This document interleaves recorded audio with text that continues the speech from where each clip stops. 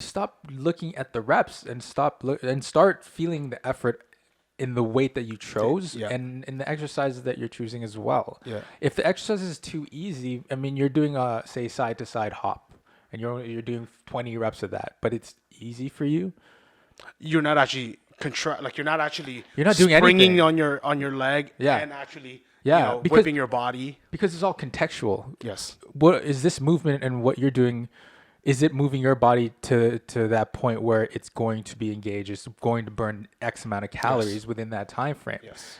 The last any rep range you're doing, the last 2 reps should be fairly difficult. What does that mean? Okay, so let's just say I'm doing 8 reps. At number 7, I should be able to take it through the full range of motion. Say I'm doing a barbell curl. Yeah. Take it through the full range of motion, but I kind of getting stuck right in the 3/4 mark. Yeah. So it's getting hard. By the last rep, if you're So actually rep looking- 8 by yeah, rep 8? 8 Yeah. out of 8, if I'm targeting 8, that bar should maybe come up about half the way up. Yeah, and you're struggling And to you're- get it back yeah. up. Okay. It's your programming that's the problem. It's not what tools do I use. Yes. The answer is everything. You use Yes. both. It's whatever you, first of all, whatever you like to do. Like we said in our previous podcast, if you don't like lifting heavy, don't fucking lift heavy. Right. But if you want to incorporate it all, want to know what Do works it. best, they all work best. They all work best. They all work work best at it because essentially at the core of it is what's going to keep your damn attention. A lot of people feel like, oh, because my heart rate is up a little higher or I'm exercising a little longer, that I'm burning more calories. At the end of the day, you cannot out-exercise a bad diet. And if you're not seeing results, and that is the very first place that I mean, aside from this goes hand in hand with your habits, but that goes together. Like, obviously, don't just look at your program. Your program should involve the way you're eating, the way you're sleeping. Like, that is your program. When we say program in this podcast, it doesn't just mean your workout program. It means your whole fitness and lifestyle program. I think it's you can't out exercise a bad mindset. You can't do that either, yes. Because the mindset is where everything stems from. Of course. It's going to allow you to wake up early in the morning and do your cardio that you didn't want to do. Mm-hmm. It's going to allow you to get under that bar of 350 pounds Mm-hmm. and be like, okay, I got to do this. I'm ready.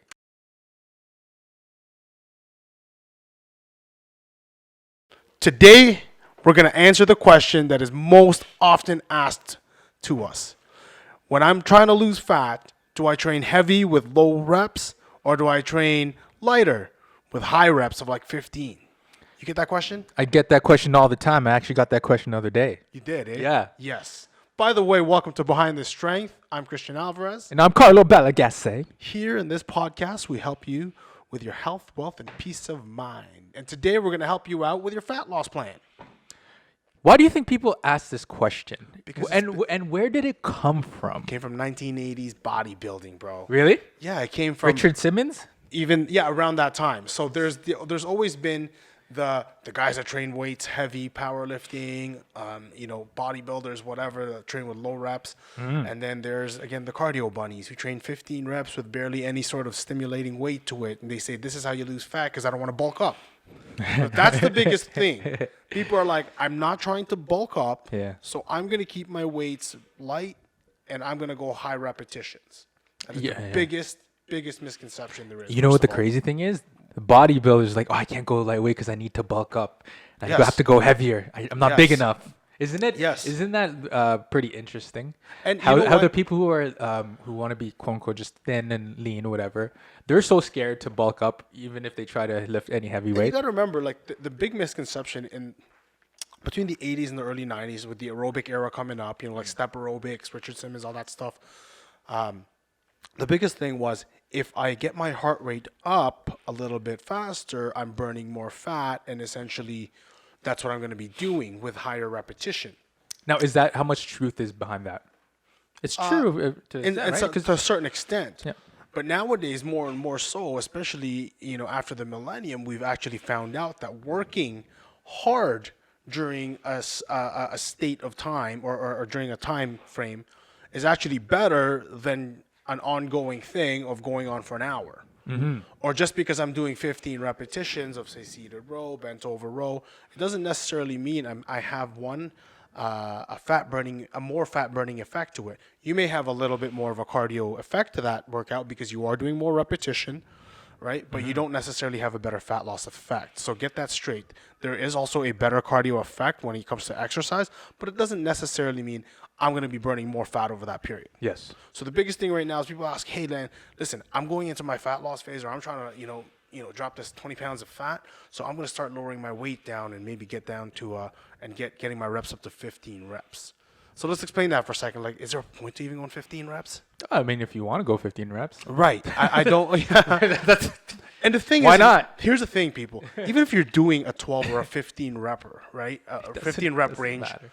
Whatever. It's how hard are you actually squeezing those muscles? Yeah. How much are you actually stimulating? Is the weight you're using, does that actually work in accordance to the 15 rep range? So let's just say if I was working at 5 reps. Yeah.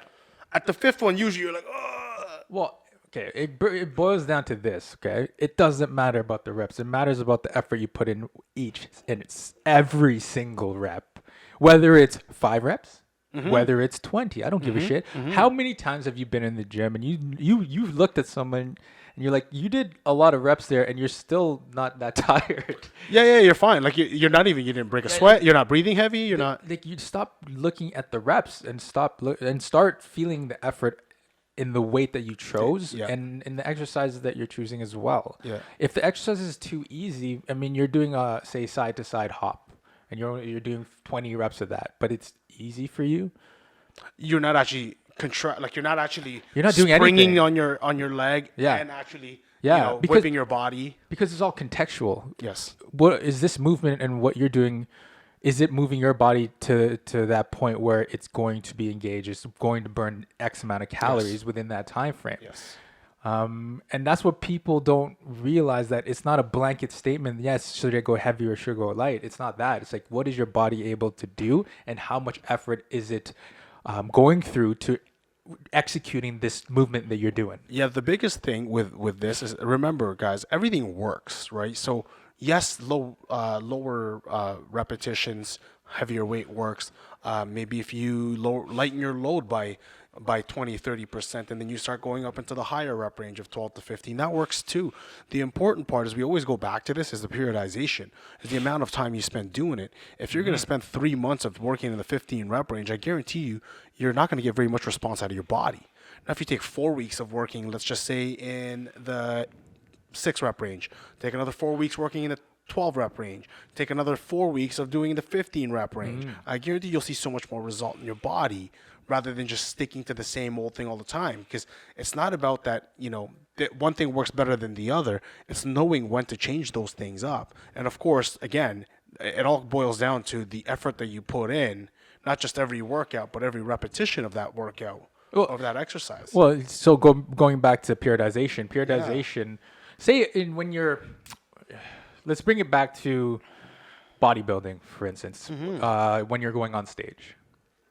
For example, how much time do you typically give for that, the cutting period? Okay, so like a competitive person in the fitness industry would probably, if they want their cut to be nice and easy, they would sit at no higher than 10%. Oh, no, but for how long? How long usually is that period? Well, that's what I'm saying. If you're sitting, first you have to start at what kind of percentage of body fat you have. Yeah. If you have in the high teens, you may have to take 6 months to diet down. So we're going to say that a competitive bodybuilder is sitting around 10 to 6 to before weeks, they get down 6 to 12 weeks. 6 to 12 weeks. Yeah. Competitive bodybuilder. Yep.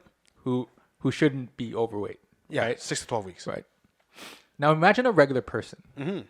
So you want a regular person who's more than 12, 15, maybe even 20% body Oh yeah, fat. 100%. And they're now saying, I want to lose weight. Yeah. So the question isn't really, should I go heavy or should I go light? It's, what should my periodization look like? Yes. Because you're going to go from heavy to light multiple times Regardless. throughout the whole thing. If you're smart. Yeah. Well, that's my point. Yeah. That's why this question is actually really false, because it's both. It is. Both. Yeah. Because your 12 to 16 week period isn't just going to require you to lift heavy for 12 to 16 weeks. No, not at all. You get what I mean? That's why it's your programming that's the problem. It's not what tools do I use. Yes. The answer is everything. You use both. It's whatever you like to do. Like we said in our previous podcast, if you don't like lifting heavy, don't fucking lift heavy. Right.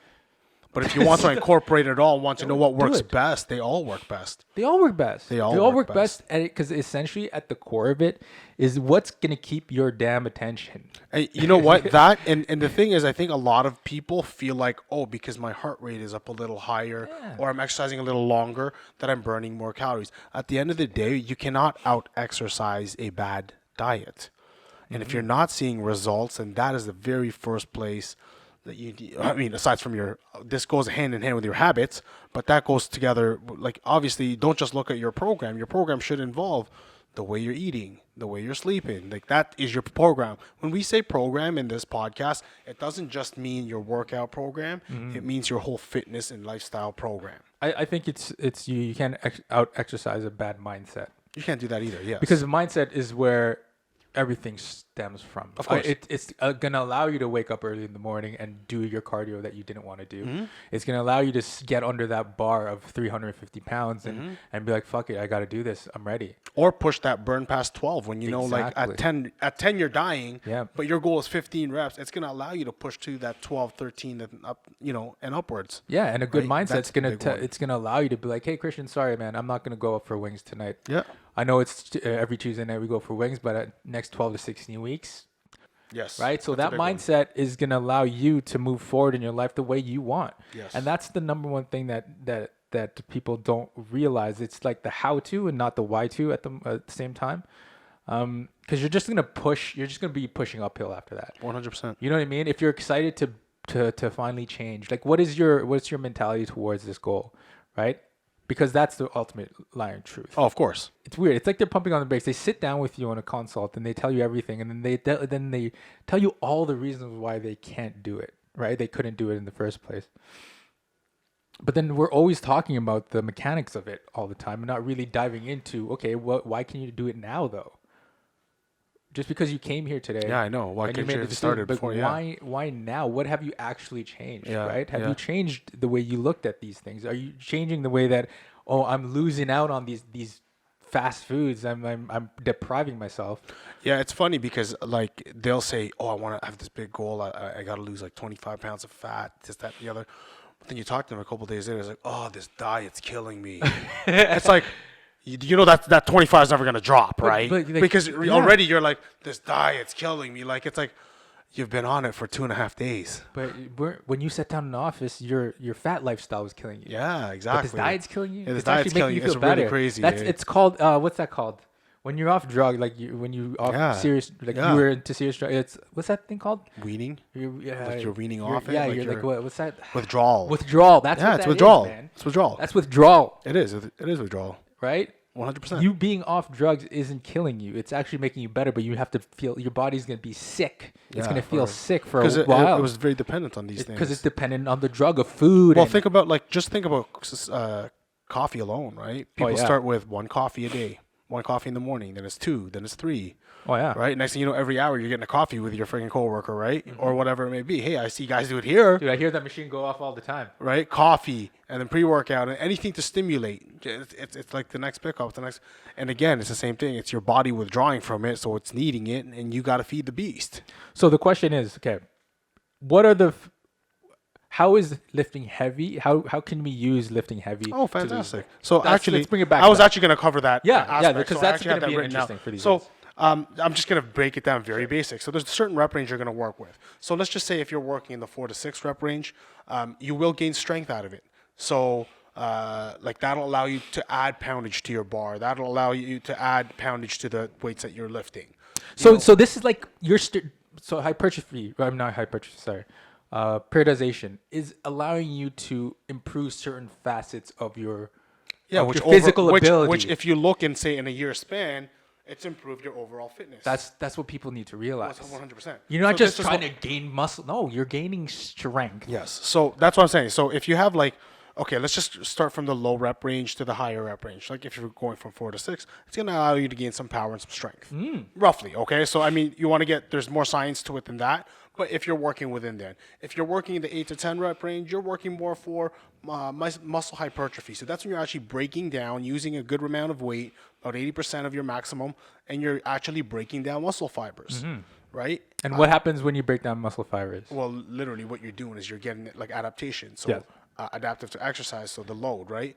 So what we say apply for 10 repetition, it's time under tension. So say it took me 30 seconds to do that with a 30-pound weight.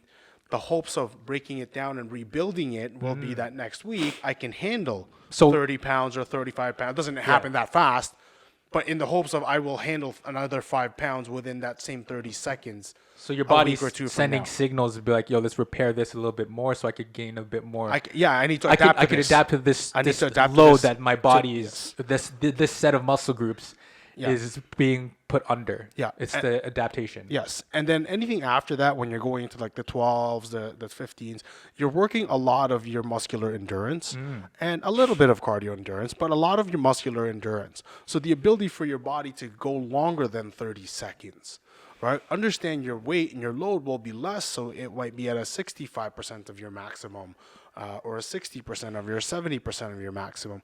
But it doesn't make sense to me when I see somebody out there or at most gyms. I think a lot of people in this gym are very, very educated because of the things that we've taught them. Yeah. But in a lot of gyms, you'll see somebody pick up weights and they'll do 15 reps and they'll put it back down, and it's kind of like, all right. So well, that's what I'm saying. You're focusing on the reps, but your set didn't start yet.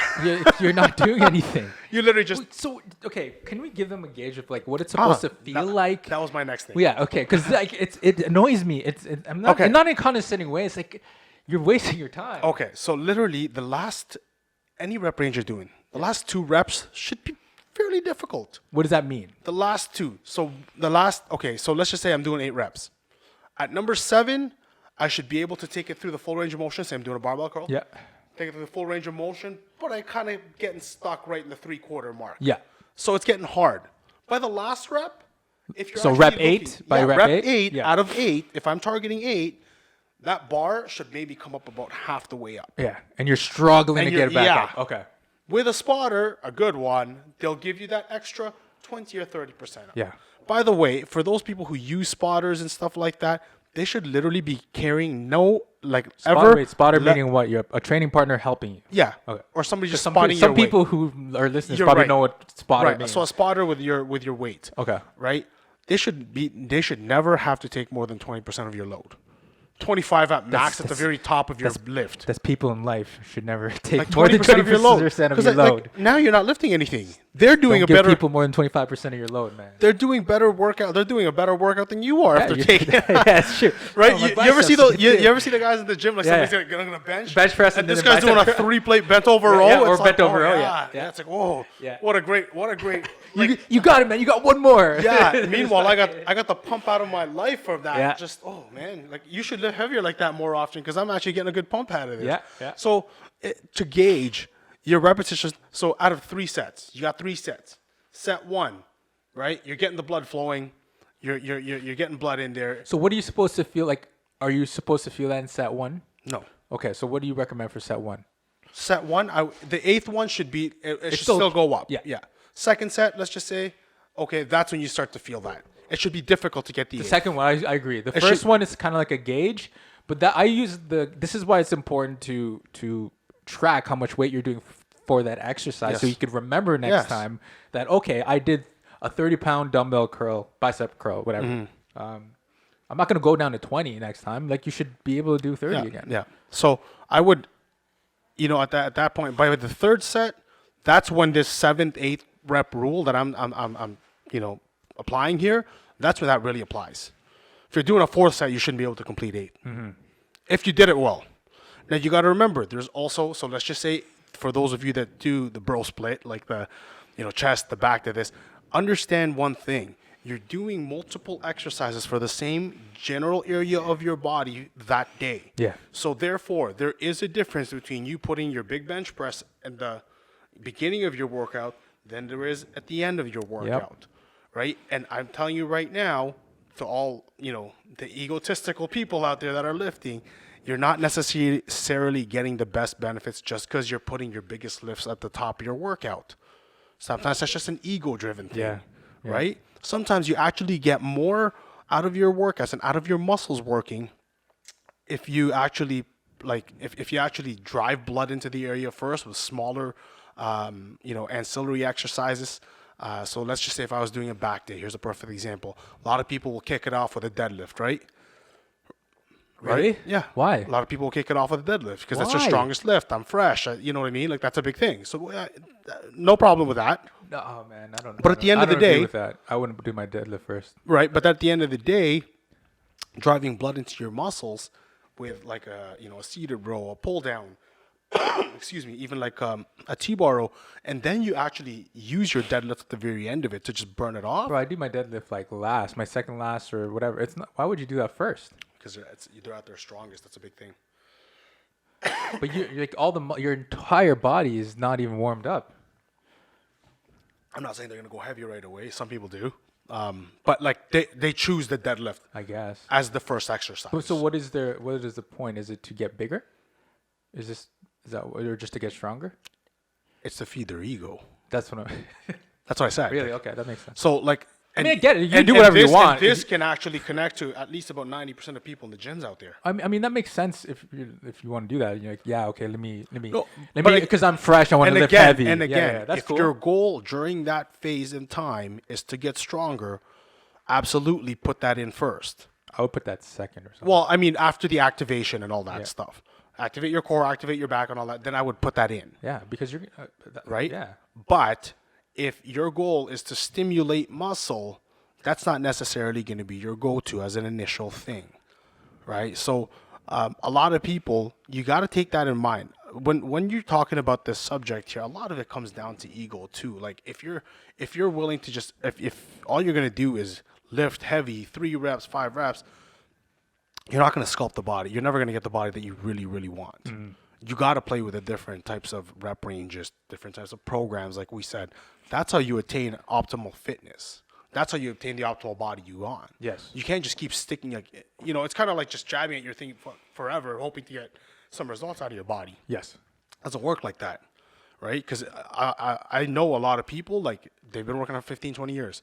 They're still on the same program.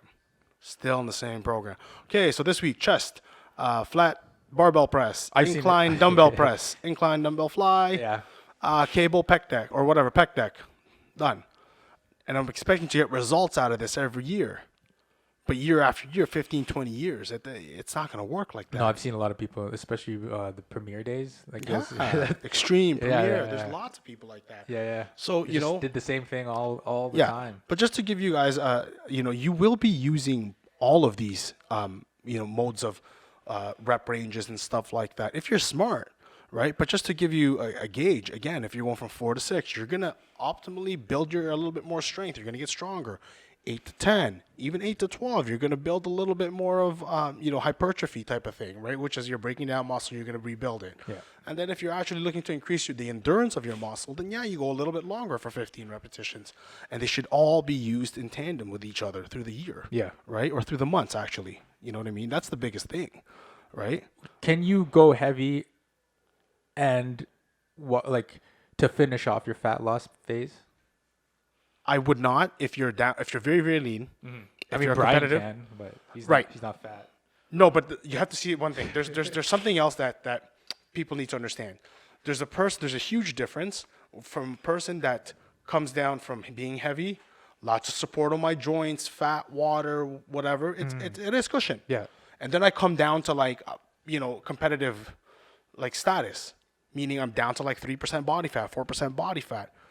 Your body that's used to functioning and having the support that the extra fatty acids do or the tissue does, you're not going to have that same support. So lifting heavy at the very end, probably not a great idea. Now for Brian, such as him, he walks around at about 5 or 6% body fat all year long. He's accustomed to that. Meaning for him, it's not even a weight cut that he's got to do. He's got to do either a maintenance or he's got to do a building thing. The guy can't get any leader to go on stage. So can someone stay at the hypertrophy, say 8, and then they switch to 10, and then 12, and then back down to 8? Like, can someone go back and forth to those principles? Maybe just like a straight 8 set, and then pyramids, and right? Like, of course you can. Like, can you still do that and stay lean? Yes, of course you Not can. not like 20 reps and circuit all that shit. 100%, of Okay, course that you was can. my question. Yeah, you can. and I told you I've done that. Yeah. Personally, I've done Yeah. that, and I loved that feeling. I absolutely loved it. again, it's gonna go hand in hand with how you're eating too. If you're in a certain point of year, I'm not talking about eating dirty, eating clean. I'm talking about like you eat a healthy lifestyle. So if your goal is to say lean out for the summer, just drop 5 pounds, not like 20 or whatever. Then you might reduce your caloric intake a little bit and still train the same way. Now, if hey, September rolls around, it's gonna get colder, sweater weather. I want to gain about 5 pounds of lean tissue this year. Okay. Then we're going to increase your calories a little bit, and we're talking clean calories. So there's playing around with different. There's 100%. different things. It's like an There's so many experiment. Like things. these inputs, right, in your body, inputs and outputs, if you think about it, and you play with each. You experiment with the ratios, right? Think of each one as an algorithm. Yeah. So every time you change a Yeah. piece of your algorithm, the outcome changes. Yeah. Yes, right? Yeah, so, absolutely. I mean, you've been working with me a lot on the computer language. So like once you command it to do something, okay, it does that. But once you change one thing, it's kind of like, why does it say error now? Yeah, It's like because you fucked up with it, like you fucked around with it, right? Yeah. It's kind of like this. It's the old school way of I'm gonna chill for about 2 minutes after my set. Yep. Or there's a new day way. I'm going to push my body, still pretty heavy, going 6 to 8 reps or whatever, but I'm only going to rest for 45 seconds, 30 seconds. Now that makes a big difference in one, Yes. in your muscle conditioning, so in your actual cardio endurance. 2, in your actual cardiovascular endurance, right? And 3, the intensity of your workout's going to be heightened. So that was That's the a big next thing thing I too. wanted to talk on is like the rest period. Yeah, the So rest period is a huge thing. Yeah, man. Like if you're going hard and It's- heavy, It's massive. it starts. It's profound. I would say it starts. Nobody should be resting over 90 seconds unless you're an Olympic lifter or whatever. Like the way what Farshad and JJ and them do, that's different. That's completely different. They're maxing out like crazy. They're resting for 2 to 3 minutes or so. Yeah. Okay. But if you're like a regular workout person or somebody that just wants to get fit, big thing, 90 seconds, let's just say is the max that you should be resting at after a really, really hard set. One of those like The last third rep sets. set type of Yeah, thing. yeah. Third set type of deal. Yeah. And you should take that right down to even 30 seconds. Yeah. You know what I mean? Yeah. Still I've get, been playing around with the 30 seconds to 45 seconds, and it's a huge difference. and it increases your Huge. fitness overall like crazy. I think that's where I like to stay. Yeah. Like I like to lift heavy, but still be conditioned to pump out more sets in a faster The way period I of think time. of it, okay, so if you're fit, right? Yes, you can lift 80 pounds. But if you're fit, you can do that again in 30 seconds. Yes. And That's 45. the gauge, yeah. Yeah, that's the gauge. That's my gauge. Not like, yeah. all right, 3 minutes, I'm going to look on my phone, I'm going to go hang out for a bit. Yeah. And then I'm fit. It's like, okay, you're strong for one. Now do it again. And do it again Yeah. and again. Do that through the workout after only 30 seconds of rest each time you're doing that. I feel like your body is more optimal at that point for general life. You know It what I is, mean? Like it you is. could still play sports. You could still do other things. You It could, is. You could run around and not Yes. feel freaking lazy and Yeah, tired. it's very Dude, true, man. Like I said here, I've been on that side of the spectrum. You've been on that side of the spectrum where you're just so much muscle mass on your body that you feel fat. Yeah. Like you feel like You just don't move the Your same heart anymore. isn't there. Like you know what I mean? It's not good for you either to be so it's not. big It's not. and like your joints hurt. It's not. You know what I mean? It's not good. not healthy. It's not healthy at all. You know? And when I got down to 145, I felt great, but I felt weak, and I didn't like that either. So you're like a happy medium. That's why I like 180, this. Like I 175. still like to. I want to be able to be functionally. I can move. I could still hit. I could hit pads. Yeah, you but I can- could you can deadlift. I run. could deadlift with all these motherfuckers yeah, too, right? So yeah. for me, I think that's the optimal body. Like you should be able to lift heavy-ish, and to go further with your body endurance-wise than a regular person, right? Two big things that one big thing that you can add, especially if you're looking to chop off a few pounds or whatever, add a bout of cardio in your workout, like an actual like suggestive cardio. So like anywhere from a hike to your stairmaster to your elliptical, and do it after a workout. So do your resistance training and do that after your workout. You know what I mean? Add to it. Like if you want to maximize your workout, then do it at the end of your workout, because they say that you burn fat after you've burnt off the sugars. Now, if you're a person that likes to warm up with it, then by all means and do it. And I'm not talking about go on for 45 minutes to an hour long. I'm talking at about of 20 minutes of cardio a day, and that's going to be a massive thing for you're burning more calories, right? You're actually flowing, like you're actually flushing blood into your muscles, which is a great thing because blood contains all the muscle food you need, the proteins, the carbs, and all that stuff. And it's flushing out any toxins that you're building along your workouts. Yeah. So adding cardio, and we're not talking about a high intensity cardio. You can if you want to, if your goal is that much loftier. But even like a suggestive, rate of 65 to 70%, like 135 beats a minute of cardio, is more than sufficient, right? Just to even start and get you going, because that'll do a lot more for you than just sitting there and just lifting weights for 45 minutes alone. Yeah. You know what I mean? I agree, man. And we don't need to be, guys, like, and girls, do not think you got to jump on a machine for 45 minutes to an hour. Those are old practices. Again, it all comes down to your diet, your mindset, and the way you're planning things. It's going to be a big thing. It's how you apply all these together and execute. You have to remember there is no perfect diet. There's no perfect fitness plan at the end of the day. Nope. There is none. Nope. They all work. The thing is, it's what works for you. Number one, you got to make sure it works for you. Otherwise, your shit ain't going to follow that, guaranteed. Yeah. And two, right, what works for you at what time? Because it's not going to work all the time. No. So that's the biggest thing. When you take on this fitness lifestyle, you end up becoming a little bit of a scientist too. You have to pay attention. You have to pay attention. You can't. And you have to be a master of understanding your body and your psychology and understanding, and when implementing like check systems for yourself. Like, I understand that I should be lifting this much, but my body's not allowing me now. I was just gonna cover that. Like, let's just say like the rest period. Yeah.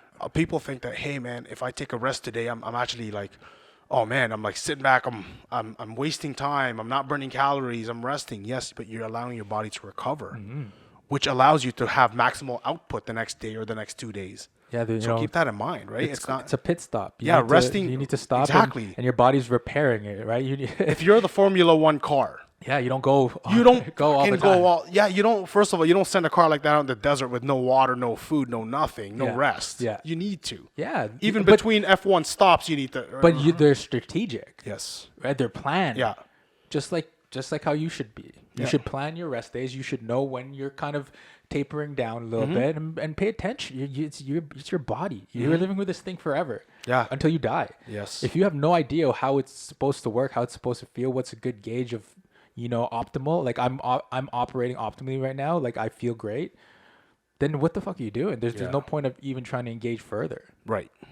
If you're serious about your goals, you need to look at your actual overall plan, and you need to constantly be revising it and devising new things or new ways for you to get further and to get better, right? It should be like pretty much in every aspect of your life, it should be like that. We're talking particularly in the fitness realm, in the the fat loss realm.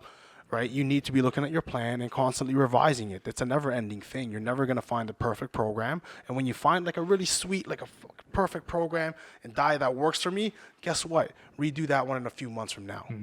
It's gonna have double the effect because your body's already used to it. Absolutely. But don't stay on it for months on end, because you're gonna pay for that. And if you listen to what we said here today, I guarantee you will be well on your way to losing that fat and getting the body that you want sooner than later. So go heavy or stay light. But do it well and do it planned. And do both. Do both and do it planned and plan it for yourself. You can get at us at BTS@strengthenyou.com. That's Bobby Terry Sandy at strength hyphen, which is a dash, the letter N dash the letter U.com, or at strengthenyou on Instagram. We welcome all comments. We love when you guys suggest any topics that we can cover. We're all open for that. And if you like us, please refer us to other people and let them know why you liked it or what you got out of it. Yeah. This is something that we do from honestly, like just the kindness of our heart, because we want to get people to, maybe not make the same mistakes that we did, or to really help we see our clients making, or see our we clients see this every making, single day, and at the end of the day, we kind of just want you guys to excel in life, because I mean, if you excel, we excel, right? At the end of the day. So see you next time. Thank you for listening.